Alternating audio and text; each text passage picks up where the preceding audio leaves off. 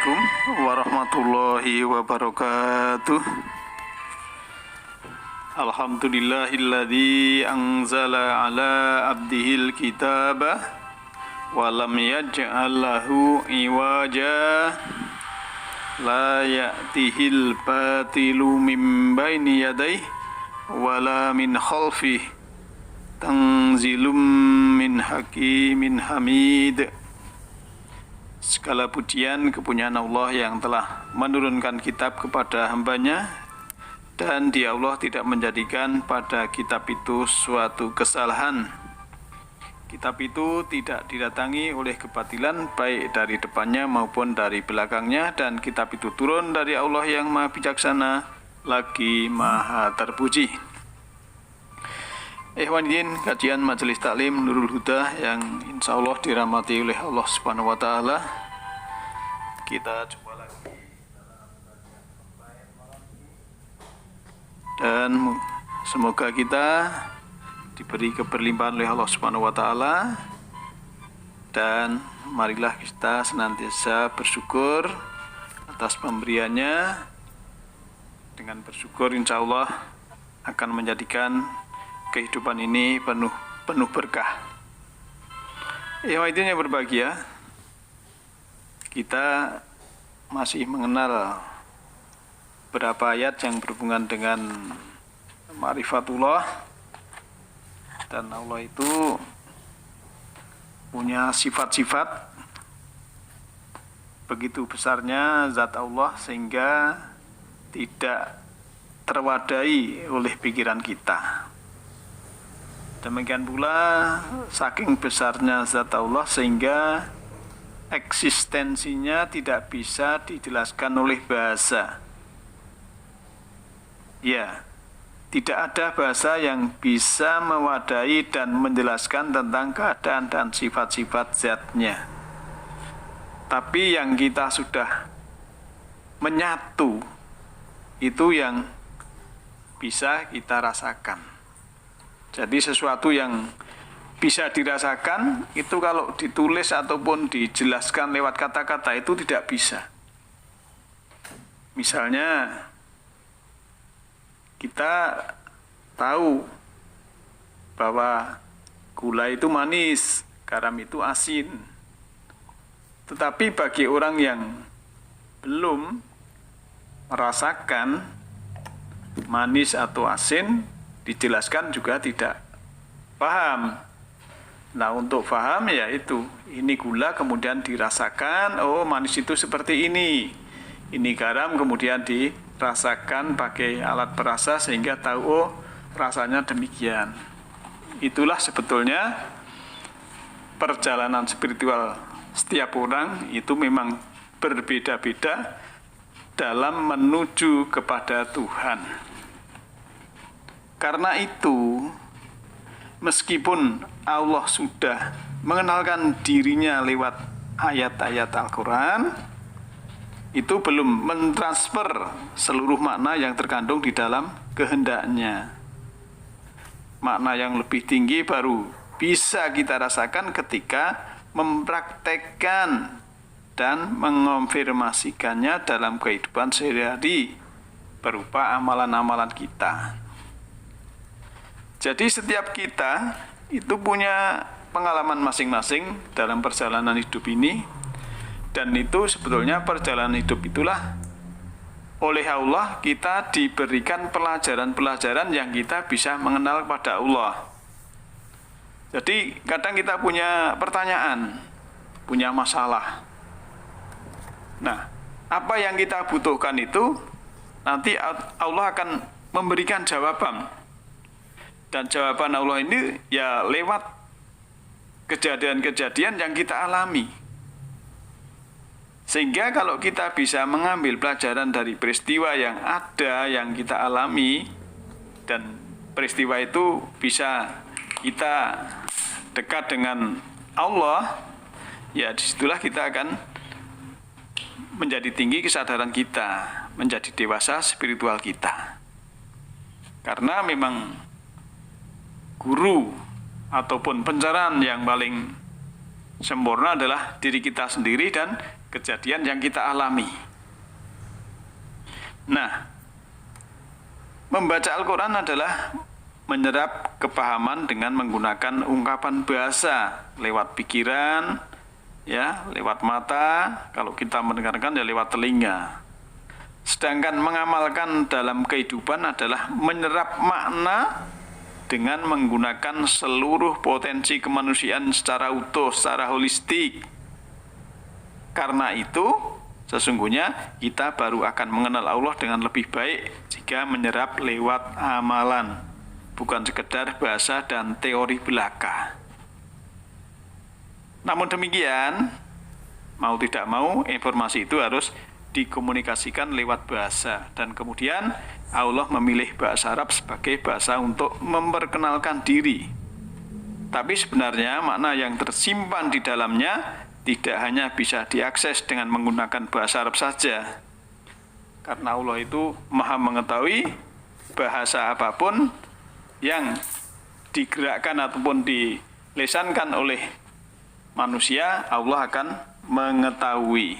Sebab memang bahasa manusia itu berbeda baik peradabannya, namun manusia bisa menggunakan dan apa yang dimiliki manusia, Allah akan mengerti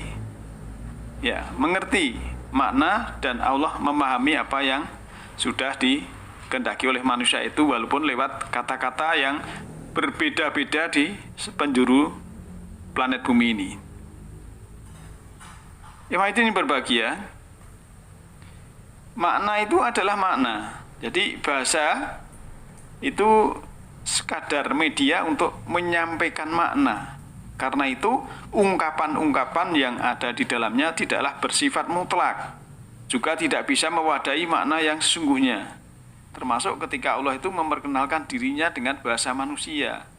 Sebenarnya ungkapan-ungkapan itu tidak pernah bisa mewakili substansi, dan inilah yang sering menjebak pemahaman kita.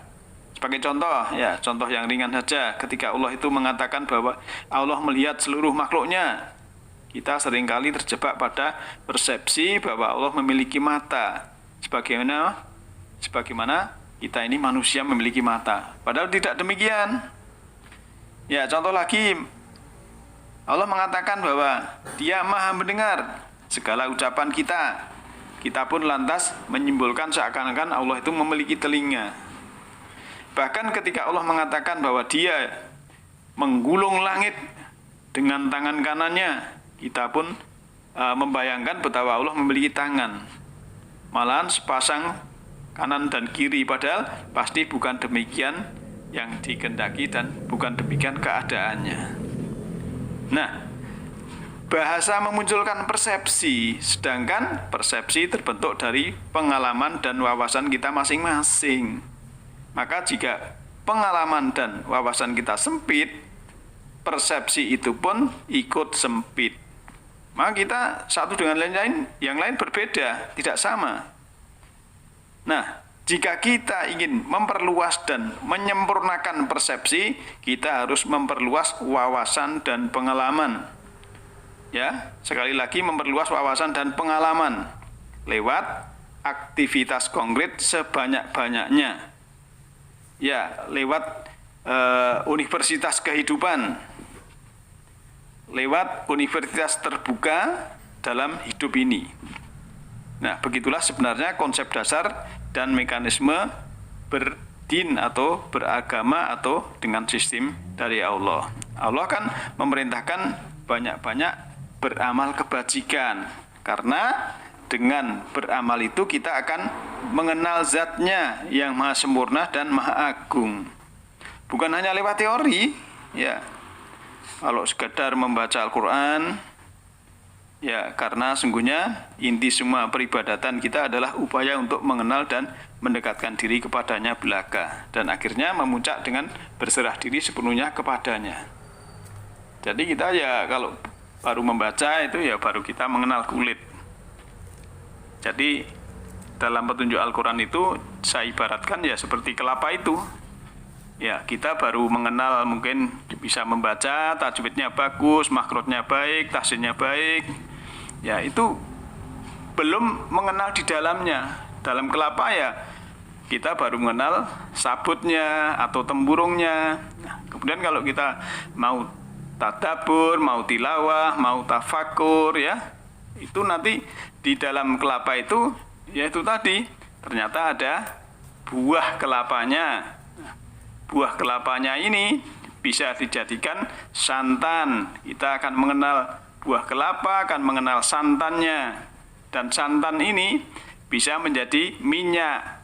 Minyak ini bisa merubah sesuatu yang mentah menjadi matang, sesuatu yang tidak enak menjadi enak.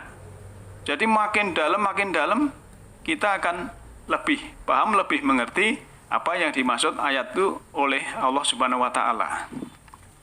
Jadi secara tatra memang Al-Qur'an itu mudah dipahami.